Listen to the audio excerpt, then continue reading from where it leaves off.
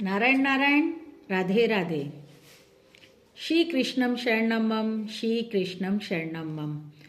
अपने लिए सुख चाहने से नाशवान सुख मिलता है और दूसरों के लिए सुख चाहने से अविनाशी सुख मिलता है।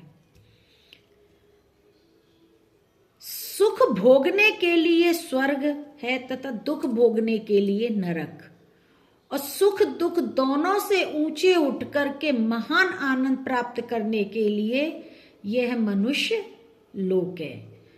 संसार के संबंध विच्छेद से जो सुख मिलता है वह संसार के संबंध से कभी नहीं मिलता है। जब तक हम नाशवान सुख लेते रहेंगे तब तक अविनाशी सुख की हमको प्राप्ति नहीं होगी। जब तक हम नाशवान सुख लेते रहेंगे तब तक हमें अविनाशी सुख की प्राप्ति नहीं होगी। और भोगों का नाशवान सुख तो नीरसता में बदल जाता है। जो भोग भोगने वाला जो सुख है वो नीरसता में बदल जाता है और उसका अंत भी हो जाता है। पर परमात्मा का जो सुख है वो अविनाशी सुख है, उसका रस सदा बरसता रहता है, अर्थात निरंतर बढ़ता ही रहता है।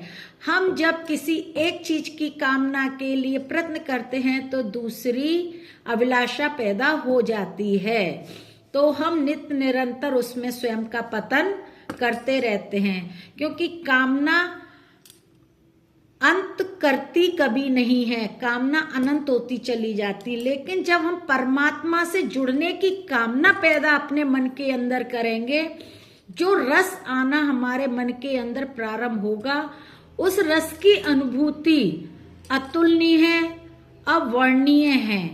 तो हमें परमात्मा से जुड़ना है, परमात्मा से प्रेम करना है, क्योंकि जो सांसारिक सुख है वो क्षणिक है, उसका अंत तो होना स्वाभाविक ही है।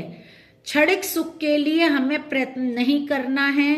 अनंत सुख के रस को प्राप्त करने के लिए, परमात्मा तत्व को प्राप्त करने के लिए हमें अपनी इस कामना को निरंतर बढ़ाना है कि हम भगवान के थे, हम भगवान के हैं और हम भगवान के ही रहेंगे। नारायण नारायण, राधे राधे।